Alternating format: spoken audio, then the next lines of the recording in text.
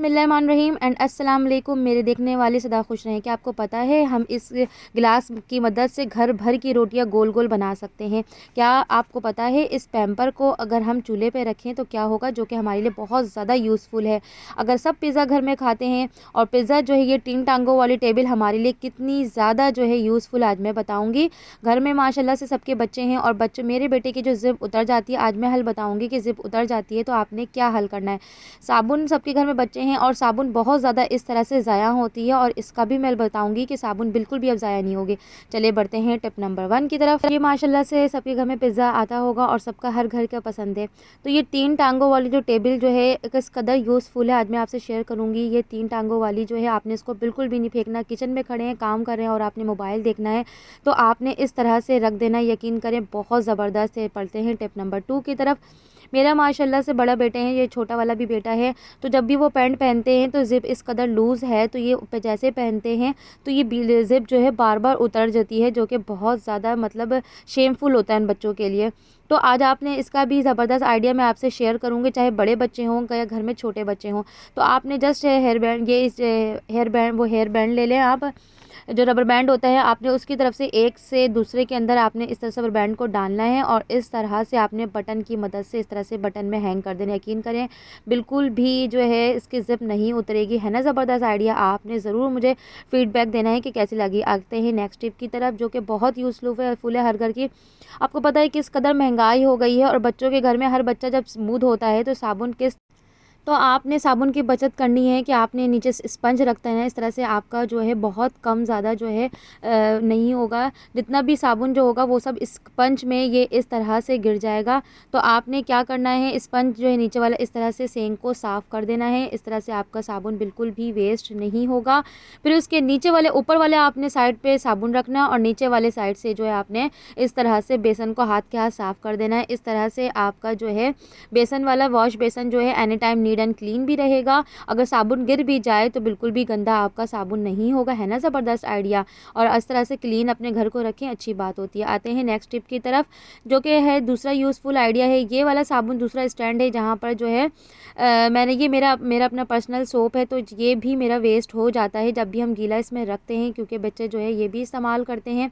तो बच्चे ये भी इस्तेमाल करने की वजह से जो ये भी इस्तेमाल करते हैं तो ये भी इस स्टैंड पे जो है बहुत ज़्यादा वेस्ट हो जाता है। तो आपने क्या करना है, इस सोप के नीचे आपने इस तरह से कैप लगा देना है बहुत ज़्यादा टाइट करके।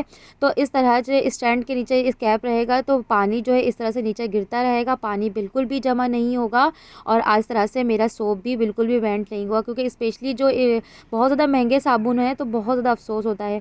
आते हैं नेक्स्ट टिप की तरफ, जो कि बहुत ही यूज़फुल है, हर माओं के लिए बहुत ही यूज़फुल है। अगर हर माएँ चाहती हैं कि उनके बच्चे जो है सर्दियों के मौसम में उनकी सेहत अच्छी रहे, बेस्ट रहे और डॉक्टरों के चक्कर ना लगे, तो आपने क्या करना है, डॉक्टरों के चक्करों से बचना है, दवाइयों से, महंगी महंगी दवाइयों से। तो हर घर में पैम्पर मौजूद, अगर पैम्पर नहीं है तो आप मंगवा लें इस तरह के। ये इस तरह के अंदर जो पैम्पर के अंदर जो जेली जो होते हैं बहुत ज़्यादा यूज़फुल है। इसको आपने चूल्हे के ऊपर इस तरह से छन्ना से ऊपर रखना है और गर्म करके नीम गर्म गुनगुना करके बच्चे के चेस्ट पे रख देना है। बच्चे का सीना हो, बलगम आ रहा हो, सीना ढो ढो कर रहे हो, सीना खांसी हो रहा हो, तो सीना बिल्कुल बहुत ज़्यादा जाम हो जाता है, तो इस तरह से आप सीना को सेकेंगे तो बहुत बेस्ट है। बहुत ज़्यादा सीना जो है चेस्ट इन्फेक्शन जो हो जाता है उन सबसे बच दोगे। आके नेक्स्ट टाइप की तरफ, आप अपने घर भर की रोटियां जो हैं आप गोल गोल परफेक्ट रोटी किस तरह बना सकते हैं सिर्फ एक गिलास की मदद से। बहुत ही यूज़फुल आइडिया है, यकीन करें आपको बहुत इंशाल्लाह पसंद आएगा।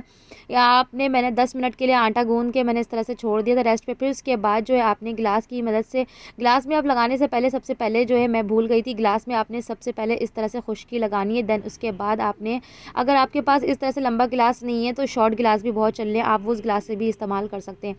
तो उस गिलास की मदद से आपने इस तरह से पेड़े आपने लेने हैं और थोड़ा सा खुश्की जो है आपने चौकी पे इस तरह से डस्ट करना है, क्योंकि इस तरह से ताकि आटा जो है आपका उस पे चौकी पे चिपक ना जाए। फिर उसके बाद गिलास की मदद से कुछ सेकंड में कुछ लम्हे में देखिए कितना ज़बरदस्त सा हमारा परफेक्ट पेड़ा रेडी हो गया। यकीन करें ये जो है ज़बरदस्त आइडिया जो है उन बिगनर के लिए, जो लड़की जो है नए नए शादी करके जाना है, उनको अपने ससुराल जाना है और उन्हें रोटी बनानी नहीं आती है, और रोटी गोल गोल उस वक्त बनेगी जब आपका पेड़ा परफेक्ट बनेगा गोल। अगर आपका पेड़ा गोल परफेक्ट बनेगा तो आपकी रोटियां भी परफेक्ट बनेंगी। सबसे बेसिक पॉइंट होती है पेड़ा। पेड़ा अगर आपका गोल बना तो आपकी रोटियां भी गोल बन ही जाती हैं। कहते हैं प्रैक्टिस मेक अ परफेक्ट। आप प्रैक्टिस करते जाओगे आपका काम आसान हो जाएगा। लेकिन कुछ आइडियाज़ और ट्रिक्स से अगर आप प्रैक्टिस करें तो आपका काम भी आसान हो जाता है, आपको लंबा अरसा टाइम नहीं लगता। मुझे बहुत टाइम लग गया था रोटी सीखने में। क्योंकि मेरे पास कोई टिप्स और ट्रिक्स नहीं थे। ओके, अल्लाह हाफिज़। ज़रूर बताना है कैसी लगी होगी।